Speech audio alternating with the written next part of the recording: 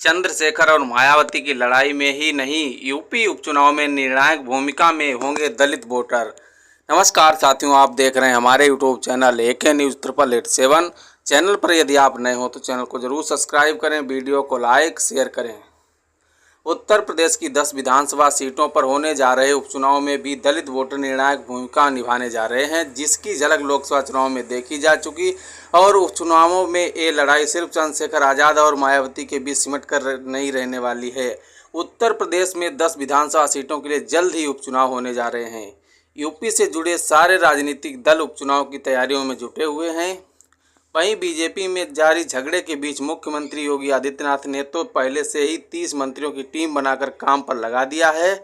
वहीं आपसी लड़ाई अपनी जगह है, लेकिन डिप्टी सीएम केशव प्रसाद मौर्य अपनी ज़्यादातर सोशल मीडिया पोस्ट में एक बार जरूर कहते हैं कि 2027 में 2017 दोहराना है, कमल खिला है फिर खिलाना है। बीजेपी और कांग्रेस तो अपने अपने गठबंधनों के साथ चुनाव लड़ने जा रहे हैं, लेकिन चंद्रशेखर और मायावती दोनों ने अकेले अपने बलबूते पर मैदान में उतरने की घोषणा कर रखी है। और जिस तरह से संसद में विपक्ष के नेता राहुल गांधी ने जातिगत जनगणना का मुद्दा उठाया, उसके भी तार यूपी में जुड़े हुए हैं। नगीना से सांसद चंद्रशेखर आज़ाद रावण कह रहे हैं कि देश हित को ध्यान में रखते हुए हमारी पार्टी ने लोकसभा की सभी सीटों पर अपने प्रत्याशी नहीं उतारे, लेकिन उत्तर प्रदेश में हो रहे विधानसभा के उपचुनाव में आज़ाद समाज पार्टी ने अपने कैंडिडेट उतारने का निर्णय लिया है। इतना ही नहीं, आपको बता दें कि आज़ाद समाज पार्टी की प्रदेश कार्यकारिणी तैयारी कर रही है। उत्तर प्रदेश के विधानसभा उपचुनाव की 10 सीटों पर हम बड़ी मजबूती के साथ चुनाव लड़ेंगे। वहीं किसी राजनीतिक दल के साथ चुनाव लड़ने की बात पर भीम आर्मी नेता चंद्रशेखर आज़ाद किसी से भी राजनीतिक दल से गठबंधन करने से इनकार करते हैं और कहते हैं मेरा गठबंधन सीधे जनता से होगा। सवाल उठता है कि चंद्रशेखर आज़ाद के अकेले चुनाव लड़ने की या वजह उनका खुद किसी पार्टी के साथ गठबंधन न करना, या कोई भी पार्टी उनकी आज़ाद समाज पार्टी से हाथ मिलाने को तैयार ही नहीं है।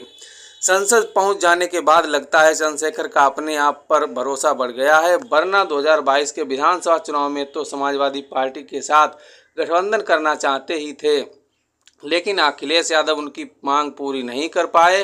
बातचीत टूट जाने पर चंद्रशेखर आज़ाद ने अखिलेश यादव पर दलितों का अपमान करने का आरोप लगाया और दोहराया कि जितनी जिसकी आबादी उतनी उसकी हिस्सेदारी। लोकसभा चुनाव से पहले हुए उपचुनाव में भी चंद्रशेखर आज़ाद ने गठबंधन की कोशिश की थी। वो आरएलडी नेता जयंत चौधरी तक तो पहुंच भी गए थे, लेकिन अखिलेश यादव ने पास नहीं फटकने दिया। वहीं आपको बता दें कि अब लोकसभा चुनाव में तो अखिलेश यादव का पीडीए फार्मूला सफल ही रहा। वहीं और अब राहुल गांधी भी उसी फार्मूले पर आगे बढ़ने की कोशिश कर रहे हैं, लेकिन चंद्रशेखर आज़ाद और मायावती अपने अलग रास्ते पर ही चल रहे हैं। वहीं आपको बता दें कि चंद्रशेखर आज़ाद भी दलितों और मुसलमानों को साथ लेकर चलने की कोशिश कर रहे हैं। दलितों में भी चंद्रशेखर आज़ाद खुद को बीएसपी संस्थापक कांशीराम के सिद्धांतों पर चलने और उनकी राजनीतिक विरासत पर दावा जताने लगे हैं। चंद्रशेखर आज़ाद का आरोप है कि मायावती कांशीराम के सिद्धांतों को छोड़ चुकी हैं, क्योंकि उनको दलितों के हितों की कोई फिक्र नहीं है। और इसी मकसद से चंद्रशेखर आज़ाद ने लोकसभा में प्राइवेट मेंबर बिल पेश किया है। साफ है चंद्रशेखर आज़ाद संसद पहुंच जाने के बाद मौके का हर संभव फायदा उठाने में जुट गए हैं। ये विधेयक है निजी क्षेत्र में अनुसूचित जातियों, अनुसूचित जनजातियों और अन्य पिछड़े वर्गों के लिए आरक्षण अधिनियम 2014।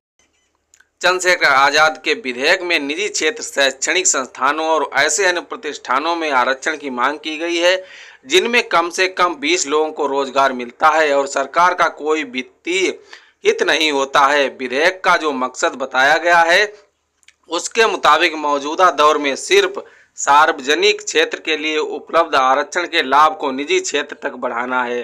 वहीं विधेयक का संसद में पास होना न होना अलग मसला है, लेकिन इससे कम से कम निजी क्षेत्र में आरक्षण पर बहस तो आगे बढ़ ही जाएगी। और मामला ऐसा है कि जिसका विरोध करना किसी के बस की बात नहीं होगी।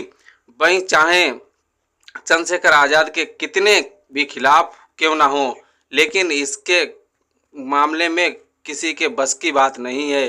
चंद्रशेखर आजाद की तरफ से प्रस्तावित कानून में कहा गया है कि केंद्र सरकार को विशेष रियायतों के माध्यम से अनुसूचित जातियों, अनुसूचित जनजातियों और अन्य पिछड़े वर्गों के लिए आरक्षण लागू करने के लिए निजी क्षेत्र की संस्थाओं को प्रोत्साहित करना चाहिए और राष्ट्रीयकृत बैंकों के माध्यम से कम ब्याज दर पर कर्ज उपलब्ध कराने की व्यवस्था सुनिश्चित करना चाहिए। ये चंद्रशेखर आजाद की ही चुनौती है जो मायावती भी हरकत में आ गई हैं। लोकसभा चुनाव के नतीजे आते ही मायावती ने भतीजे आकाश आनंद को फिर से बीएसपी का नेशनल कोऑर्डिनेटर और अपना उत्तराधिकारी बना दिया। लोकसभा चुनाव के दौरान मायावती ने आकाश आनंद को अपरिपक्व मानते हुए दोनों जिम्मेदारियों से मुक्त कर दिया था, लेकिन चंद्रशेखर आजाद के नगीना से सांसद बनते हुए आकाश आनंद को फटाफट मैच्योर भी मान लिया। अब मायावती के साथ साथ अखिलेश यादव और राहुल गांधी भी चंद्रशेखर आजाद को लेकर के चिंतित दिखाई पड़ रहे हैं। तभी तो संसद में बजट पर चर्चा के दौरान भी जातिगत जनगणना का मुद्दा उठा देते हैं। कहने को तो राहुल गांधी के निशाने पर बीजेपी ही होती है, लेकिन बजट के बहाने वो सीधे वोट बैंक पर आ जाते हैं। बाद में राहुल गांधी ने सोशल मीडिया साइट एक्स पर भी लिखा, मैं भाजपा को बता देना चाहता हूं कि हम पर कीमत पर जातिगत जनगणना को हकीकत बनाकर वंचितों को न्याय दिलाने। राहुल गांधी ने लिखते हैं, संसद में जब मैंने जातिगत जनगणना की बात उठाई तो वित्त मंत्री ने हंसकर इस गंभीर विषय का उपहास किया। असल में राहुल गांधी की बात सुनकर वित्त मंत्री निर्मला सीतारमण ने माथा पकड़ लिया था। राहुल बोले, 20 अफसरों ने बजट तैयार किया, हमने पता लगाया, उनके नाम मेरे पास हैं। देश का हलवा 20 लोगों ने बांटने का काम किया है। 90% लोगों में से सिर्फ 2 हैं, एक अल्पसंख्यक और एक ओबीसी, और फोटो में तो आपने आने ही नहीं दिया। समाजवादी पार्टी को साथ लेकर विपक्ष की लड़ाई लड़ रहे राहुल गांधी ने गठबंधन की बात करते हुए लिखा कि इंडिया देश का एक्स-रे सामने ला रहे हैं। ये बात अलग है कि यूपी में उपचुनाव के लिए सीटों के बंटवारे पर बात अभी तक फाइनल नहीं हो पाई है।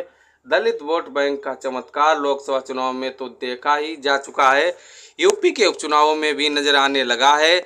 और दलित वोटर की भूमिका सिर्फ चंद्रशेखर और मायावती तक ही सीमित नहीं रहने वाला है, बल्कि अखिलेश यादव और राहुल गांधी भी उसी दायरे में हैं।